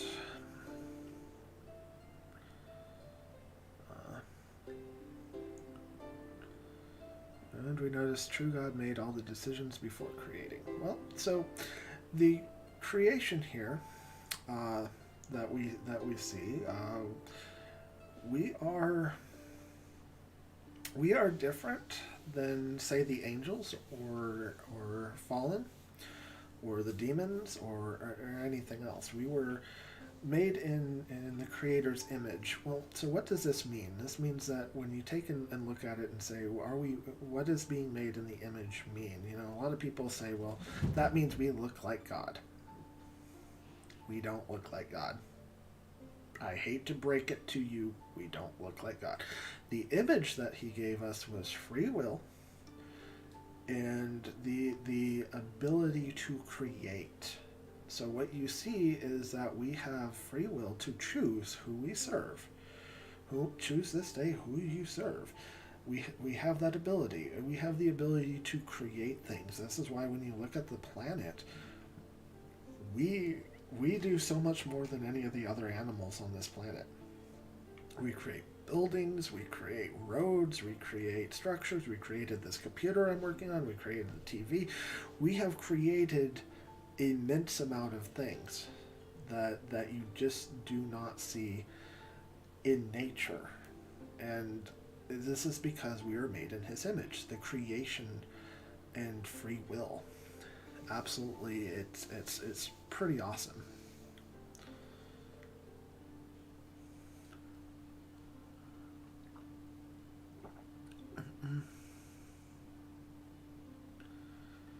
Cast out demons and healed in your name. Yeshua says, depart from me, I don't know you. Correct. So the reality is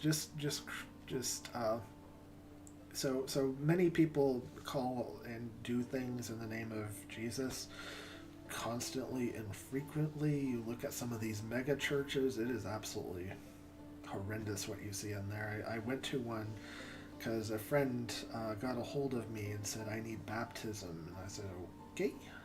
And he's like, I'm dying. I need a ride. I said, okay, let's do it. So I brought him to get baptized, and I have never walked into some place that I felt that I felt as much demonic presence as that church. It was insane. How much demonic it was like walking into a meat grinder where you could literally see the entities of demonics that was sitting in there, and they're all Jesus this and Jesus that, and it was the music was so loud. I mean, it was just this headache inducing, and then they put on these big screens and this flashing stuff, and when I started looking at it, it's like, holy smokes, there's so many subliminal satanic messages in these flashing screens, and you were just watching what was happening, and it was just absolutely insane. And I'm looking at this and saying, how is this even remotely resembling a Christian church? Because this was just insane. And this is where, these mega churches are going, And anyway, long story short, yeah. It's insane. So when it says, depart from me, I never knew you, I believe this is the type of thing that he is talking about. Because, yeah, it was just insane. Our origin, our beloved, has no need to change or tweak or even interact with the creation, for it was made perfect in his eyes already. To God all things are done.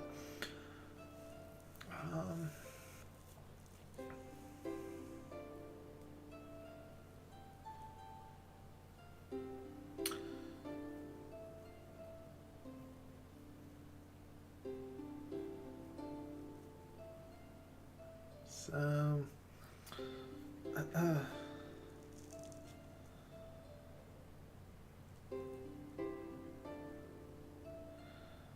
So, but we were given the ability to, JJ, to be able to, we were given the ability to subdue this earth, to be able to create in this earth, to make this earth ours. That was, Adam's birthright was to control the earth and to make it flourish.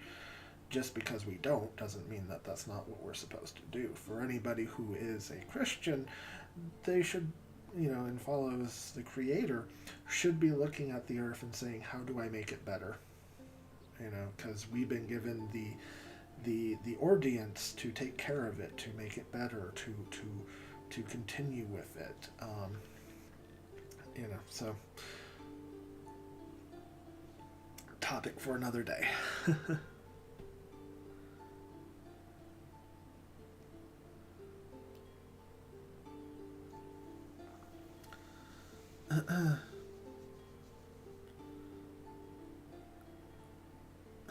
Church isn't a place. It is a gathering wherever you are with the people speaking to the Lord. Like right now, this is a church by definition, and the dictionary. You were actually right, JJ, because the church definitely didn't start out with what you see today. It's people who gathered together, talked together, and had open, free discussion with one another. There wasn't a pastor, there wasn't a bishop, there wasn't anybody in control. It was literally, the control was, the scriptures that was given, or the apostles with what they gave to people in order to learn some stuff on that one. It is pretty. So we've come so far thanks to the Roman Church. Once again, that's a topic for a different day, because that's an entire insane route of going down through. Big subject there on the origins, maybe for another time. Yeah, definitely. But this was all done on order from heaven. This is not the ideal most people would be pushing in churches. This is not the ideal most... No, it's definitely not. It's definitely not, Ken. I get to salute myself and say I have been literally kicked out of churches before for questioning them and bringing up what they're doing that is not scriptural. So, and most churches don't like to be called out. But what can I say?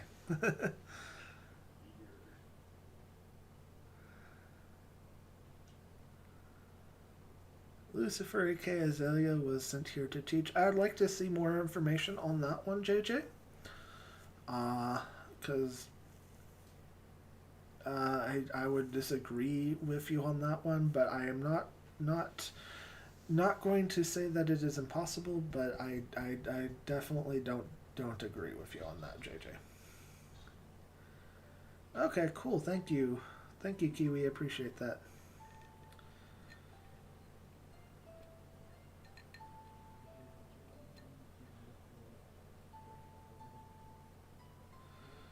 Sadly, most people think we endure here to go to the afterlife. In truth, we walk in both realms simultaneously always. Well, that is kind of some respects true, JJ. We definitely are on both realms, as we have a physical body and the soul that is in our body. When we pass, our soul moves on from this body. This is just flesh and blood and everything that's very temporary. However, it does. Our spirit definitely resides on both sides, as through the flesh and blood, it is able to interact with the physical world around us. Is the video freezing for anyone else? Alright, so let me know, guys, if it's having any trouble. I'm not sure.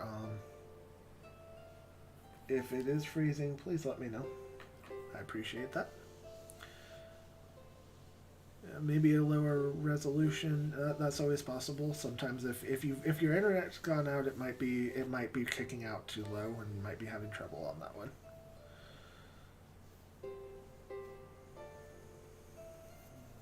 All right, thank you, Kiwi, for that information.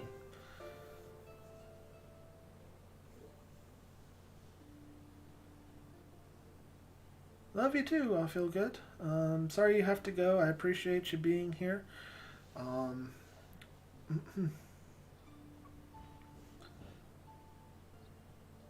Yeah.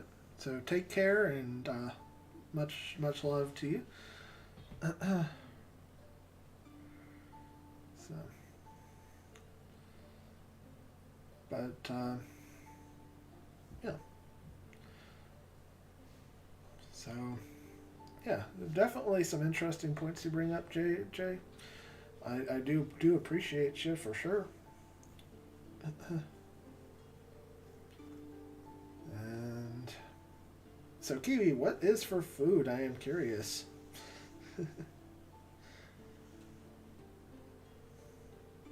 And what type of thing would you guys like to hear about next week? We've been here for about 2 hours today.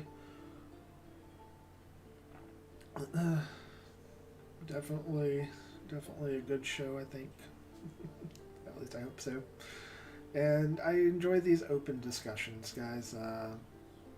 I have, like I said on my previous one, I do have a vast wealth of knowledge and things that I have delved into, and I am more than happy to go into. Wish I could elaborate better, but many things I was shown are hard to put into limited human conceptualization. Yeah, no, I understand that very, very well, JJ. I get that. It's like when you start seeing, when you see things in the spirit world, or the soul world, or the other side, or however you want to put it, beyond the veil, you start seeing things that are undescribable in the human tongue. Um, and so what you end up having is a lot of disconnect because English is bad. It's just a bad language to try to describe anything in, and many languages fall under that. It's like, okay, for instance, it's like we have what, love is one word.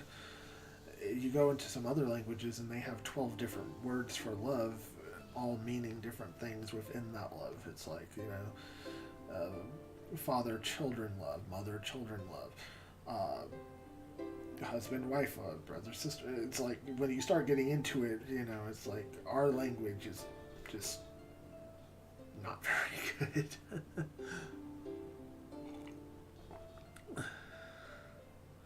All right, chicken sandwiches and yams. Cool. You cleared them again, and it worked. Huzzah!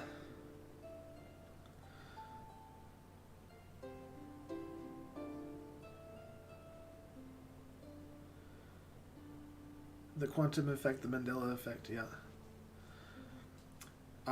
Yeah, definitely. The Mandela effect is absolutely fascinating, and it is a quantum effect. It's changing minor particles and spinning off different things. It's insane the amount that is there that absolutely happens, and I could definitely do a topic on the Mandela effect, as I have found many portions of things that I remember very clearly, and other people do too, that are no longer the same. I even have downloaded videos from, like 2007, 2008 time frame that have completely changed from what I had before. It's an absolute incredible thing to watch as things change. It is wild. Yeah, certain parts of the Bible has even been affected. Absolutely. Many verses became twisted. Yep. Yeah. I've been finding that more and more and more. It's absolutely insane when you go and look at it, and it's like, I've always read it this way, and now it's no longer that way. And my first gut instinct was, well, maybe it's because I'm not reading the right versions anymore. So I went back to, like the King James and double checked, and it's like, nope. So I thought, okay, well, maybe it's electronic versions. And I went back to one of my King James, and it's like, even that's changed. It's like, whoa.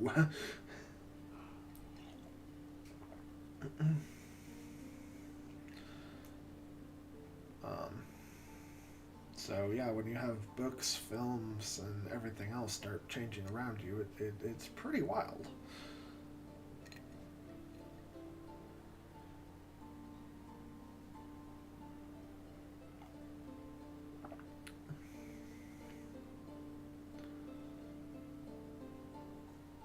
Let's see. Like Isaiah, the lion shall lie down with the lamb doesn't exist, and it's the wolf also shalt dwell in the lamb, and even grammatically correct to yeah no, it's wild when you start looking at things like that, and yeah, it's it is wild. So guys, I have definitely enjoyed the last 2 hours. What type of what would you like? So this week was the Euphrates. What would you guys like for next week? We can look into any one of the different topics. We could talk about.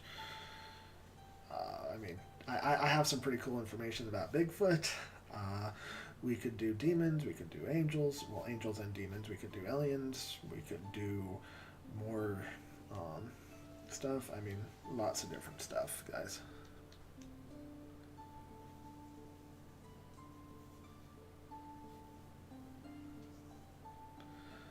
Yeah. Oh, cool.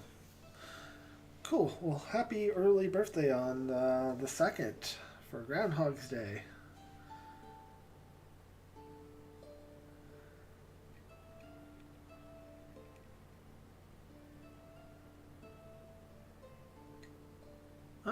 Groundhog's Day? Let's see. That's the second. Let's take a look. What day is today?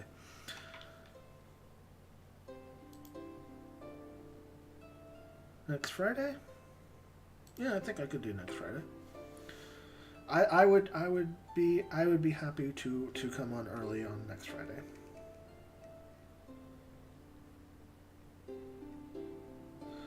So I think we are going to do the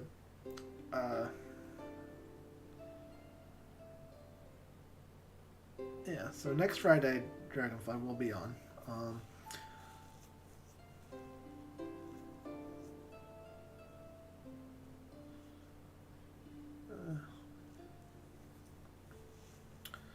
So actually, I think we are going to do the angels, demons, extraterrestrials, differences thereof, and everything. I think that's going to be our next topic.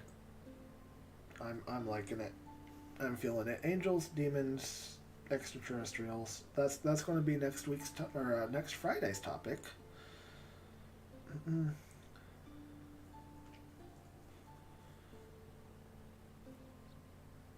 And we're gonna go down that route, and I have a lot of information on that one, and look forward to sharing it. So ought to be fun.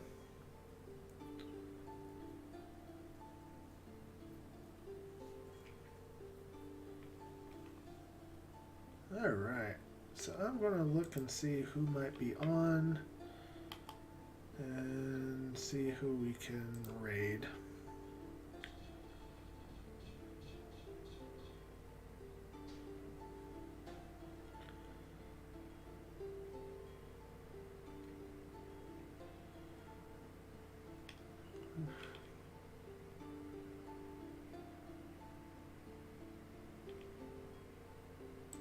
We'll also end out with a prayer too. Let's see. I guess we will be raiding VMAX. Alright guys, so I'm gonna give a prayer, and then we're gonna do a raid.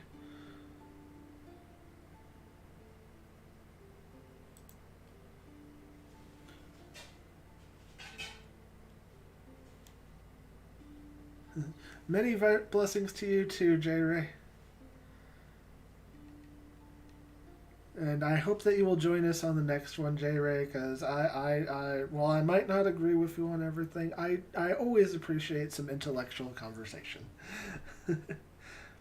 Alright, so I'm going to give some closing prayers here, and then we're going to go raid VMAX Plays. So I really appreciate everybody. Next week will be angels, demons, extraterrestrials, because it just falls well into what we've already been discussing these past 2 weeks. So here we go. Father in heaven, I come to you, and I just pray in the name of your Son, Yeshua Messiah, that you will bless everybody who's been part of this today, and thank you for the wonderful time that we've had here together. I pray for Kiwi's mom for her continuous recovery, and for every unspoken prayer request on the channel, Father, that you will just be with them and bless them and answer their prayers in wonderful ways. I thank you for this, and I thank you for your continued blessings on this show. In the name of your Son, Yeshua Messiah, I pray, Amen. Definitely. God bless you all. I will see you Friday. Angels, demons, extraterrestrials. Going to be a good show, guys, and I'm looking forward to it. Hope you all have a great day. Let's go get and raid.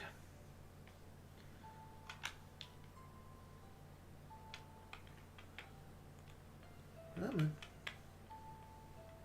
There we go.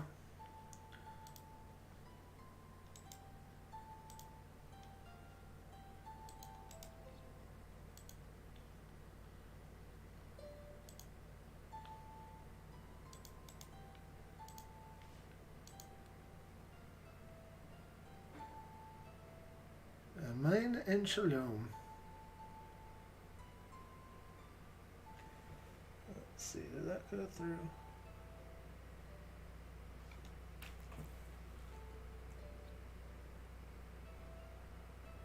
For sure. Well, we appreciate you, Dragonfly. Kiwi, if you are there, can you get onto VMAX raids and share the link? I'm having trouble with my chat for some reason. I'm not able to share the link. And we appreciate you, Dragonfly, and definitely we're here for your birthday. So we appreciate you. Yeah, sure, no problem.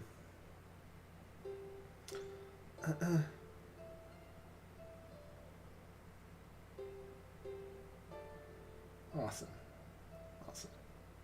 So yeah, like I said on that Dragonfly, my recommendation to you for selling the slabs and stuff, like I said, get a hold of Pokeballer Mike or DPM or Broly.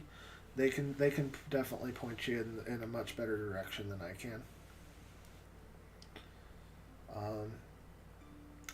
Also, if you want to send us a list of the ones that you got, I would be more than happy to take a look and see what you have.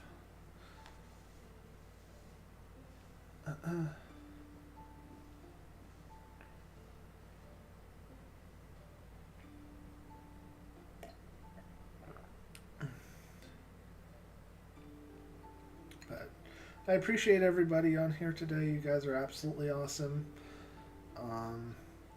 JJ Ray, I really hope that you come back and I look forward to it. I'll have the link up for Friday's show in the next day or two. I do not have Facebook, Dragonfly. Unfortunately, Facebook became so overly censored that speaking freely on there became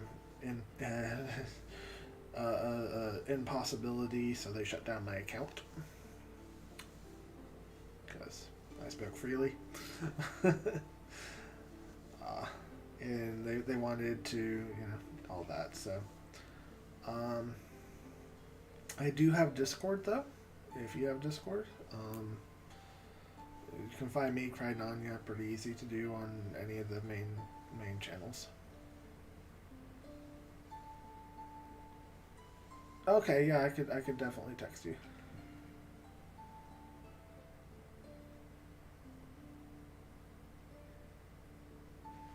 Okay, hold on.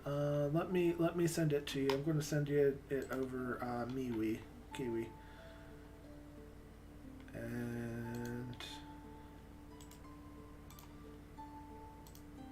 there. Alright, I sent it to you on MeWe, so therefore you should be able to do it pretty easily.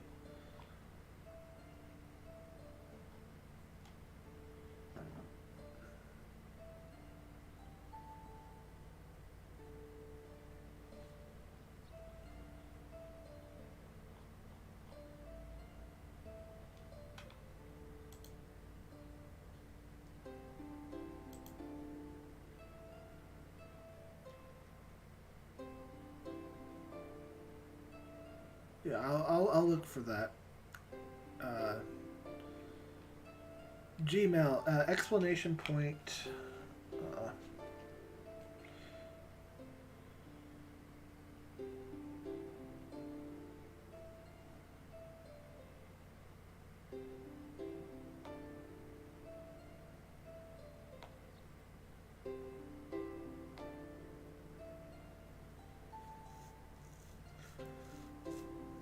Hey, Nix. You caught us just as we were getting off. It went well today. So, alright, go ahead and share that link one more time for YouTube, Kiwi. Share it like 3 times. Let's go over and give VMAX Plays a raid.